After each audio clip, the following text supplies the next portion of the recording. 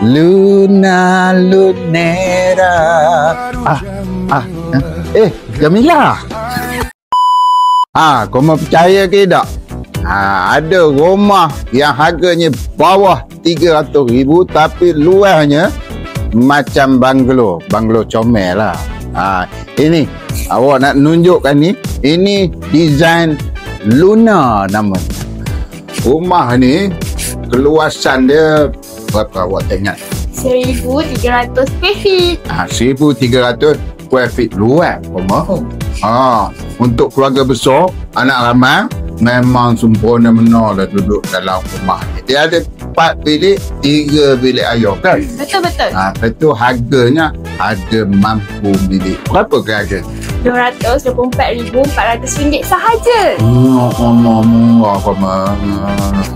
Tu diamond ni ada bagi free gift, betul tak? Betul-betul. Apa free gift dia? Free gift kita orang bagi kipas siling elbox. Lepas tu ada lampu downlight, tabletop dapur pun kita orang bagi. Macam ni lah tabletop yang kita orang sediakan. Ni dapat free lah ni. Mozaik pun kita orang sediakan. Dapat sekali dia kasi mozaik sekali. Bilik air? Bilik air, kita tengok bilik air. Bilik air, macam dekat sini, kita boleh pilih half tiles ke, full tiles ke, ikut selera. Tiles boleh pilih. Apa design, mana offernya. Betul-betul. Seronok benar. Tak pernah mimpi dapat offer ni.